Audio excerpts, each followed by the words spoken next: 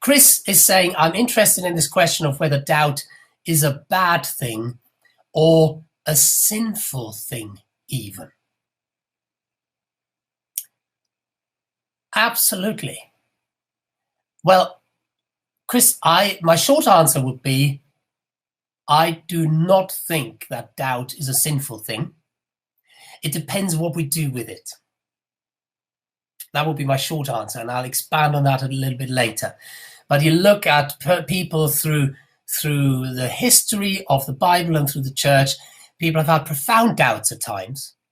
And at times, it led them down a very bad path. At other times, it actually led them, a bit like Christiana said, to dig more deeply. I'm thinking of one of my heroes, Martin Luther, who had serious doubts whether God was a gracious God.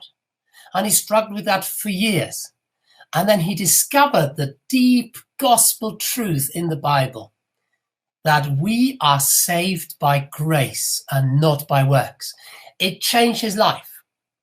It changed his ministry, and it changed the world. So doubt per se is not a bad or sinful thing.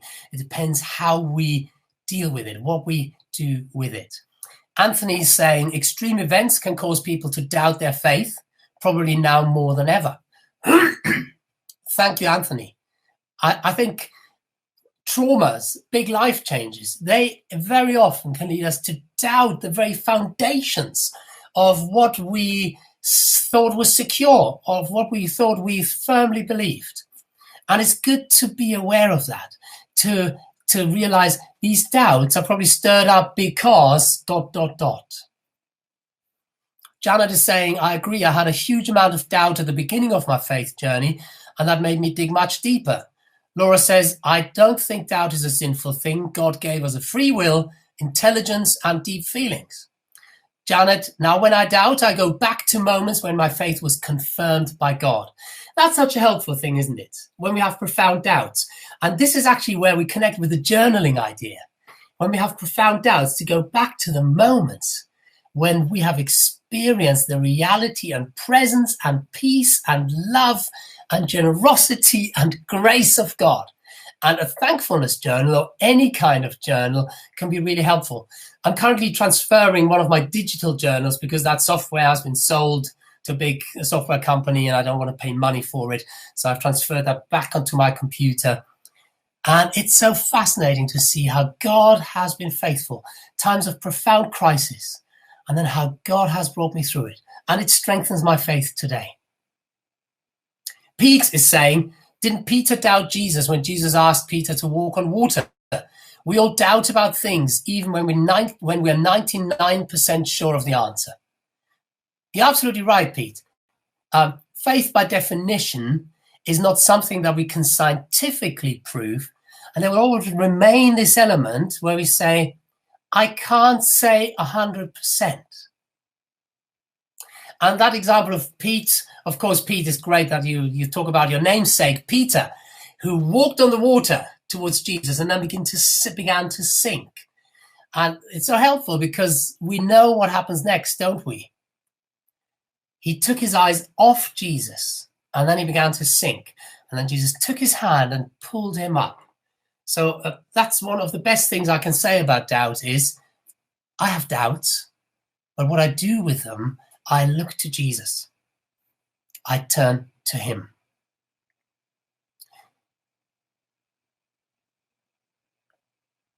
Andrea says, I now accept that doubt will always be with me to some extent, but the flip side is faith. Faith is not always certainty. It can be holding on despite the doubt. And that's nicely put indeed, Andrea. Thank you. So for the last 7 minutes, if it's okay, I will first talk to you for about 5 minutes about some things I this morning jotted down in my journal about doubt, and then we can have a final conversation about that. The first thing I would say about doubt is be honest with God. The Psalms are full of doubting prayers. In fact, Jesus prays a prayer on the cross that comes from Psalm 22. My God, why have you forsaken me? Why are you so far from helping me, from the words of my groaning? we have permission to doubt and to cry out to God, because that's what the prayers in the Bible do. Secondly, be honest with a trusted friend. Don't stay on your own with your doubts, and ask them to pray for you. Sometimes we are in such a bad place that we even find it hard to find words to pray. In those situations, it's so good to know someone else is praying for us, or to pray the prayers of the Bible. Pray a psalm. Pray a set prayer that you know. It might feel like the prayers are bouncing off the ceiling, but keep praying. I think what does not help is pretending that doubt isn't there, because the things we repress will eventually resurface, and sometimes in unhelpful ways. And what doesn't help either is Christian leaders telling us off for doubting. I sometimes suspect there is an element of control in that when they do that. I'm your leader and I'm telling you it's true, so how can you doubt?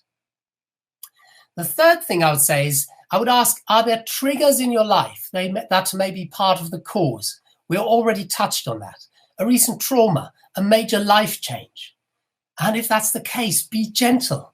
Give yourself time. Maybe a state of exhaustion, of stress, depression, or overwork. And then the simple question is, can you make any change now, one at a time? What is one thing that I can do today to improve this situation? The fourth thing is, and this is where doubt flips into something negative, the fourth thing is, are you reveling in your doubts and shutting God out? I think that's where it gets dangerous. Maybe there is disobedience in your life that closes the door to God and opens the door to the tempter who would love to wreck our faith. Nandi talked about that in his talk. The disciples were locked in, afraid, probably apprehensive of meeting with the risen Lord after abandoning him. And of course, Nandi also talks about how Jesus offers us forgiveness and recreation. Don't shut God out of your doubt, because it opens the door to the enemy. Maybe you're reveling in your doubts because it's an issue of pride. Maybe you're thinking, I'm very intelligent, so if I don't get to the bottom of these questions, then maybe faith isn't for me. You may have heard of Alister MacGrath, who is an eminent theologian, a former atheist and scientist, and he wrote a book a few years ago, Doubting, Growing Through the Uncertainties of Faith. And this is what he wrote in his book. Let me quote a passage. The beliefs which are really important in life concern such things as whether there is a God and what he is like, or the mystery of human nature and destiny. These, and a whole host of other important beliefs, have two basic features. In the first place, they are relevant to life. They matter in that they affect the way in which we think, live, hope, and act. In the second place, they cannot be proved or disproved with total certainty. By their very nature, they make claims that cannot be proved with certainty. At best, we may hope to know them as probably true. There will always be an element of doubt in any statement which goes beyond the world of logic and self-evident propositions. Christianity shares this situation. It is not unique. An atheist or Marxist is confronted with precisely the same dilemma. Anyone who wants to talk about the meaning of life has to make statements which rest on faith, not absolute certainty. Anyway, God isn't a proposition, he's a person. To accept Jesus demands a leap of faith, but so does the decision to reject him. Really helps. The issue of intellectual laziness or fear. Maybe friends have asked you challenging questions about faith and you don't have the answer. Again, Alister MacGrath says this: the fact that you haven't been able to give adequate answers to someone's questions or objections doesn't mean that Christianity falls to pieces the moment people start asking. It doesn't mean that you've committed some kind of intellectual suicide by becoming a Christian. It does, however, mean that you haven't thought these things through. Your faith is real, but it is not mature. But, and this matters enormously, faith can grow, and it strengthens as it grows. The problem often lies not in the gospel, but in the nature and depth of your response to it. The fifth thing I would like to say, a fifth and final thing, is There is something called the dark night of the soul, and even very mature Christians go through very dark times, and sometimes they don't even know that there is an external trigger. And maybe if you go through a season like this, all that God is asking you at that time is this: will you trust me when the fireworks stop? At the end of our service, I don't know whether you noticed, we showed a little excerpt from the Messiah. It's that wonderful aria, "I know that my Redeemer liveth." And you probably know where in the Bible that quote comes from. It comes from the book of Job, who's bereft of every comfort in his life. And he still says, "I know that my Redeemer liveth," the dark night of the soul. So those are a few questions, a few thoughts about doubt. I hope you found them helpful. We've got a couple of minutes and then I'm going to sign off. Here are some more thoughts from people. Louise is saying, "I used to think doubts were a negative. Now I hold faith and doubt in tension. It helps me to grow." Such a helpful statement. Thank you, Louise. And Nick is saying, "Doubt makes you think." It's just exactly, basically, what Alister MacGrath says. Not a surprise, Nick, is it? From one scientist to another one. Doubt makes you think, and that's a good thing.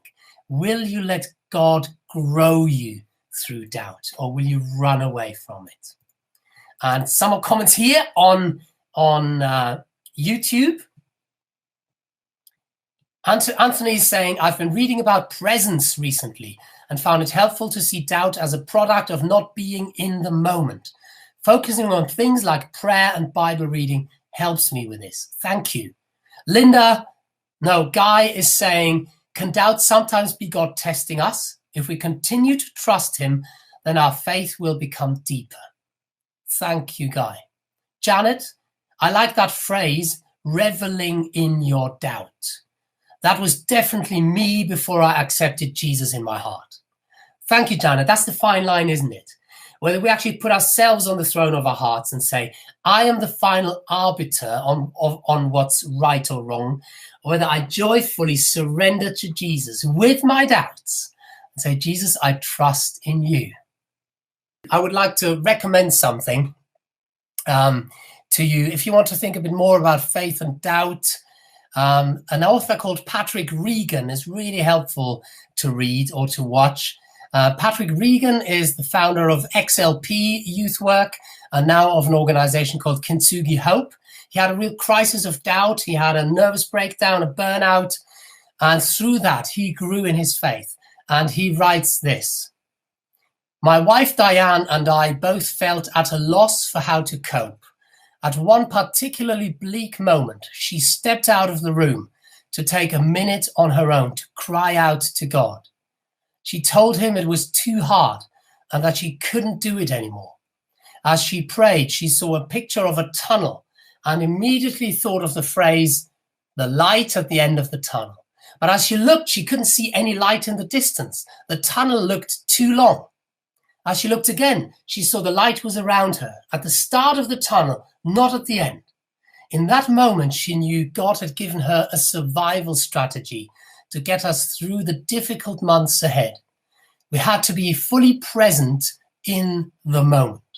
We couldn't look to how life might be in a day, a week, a month, or a year.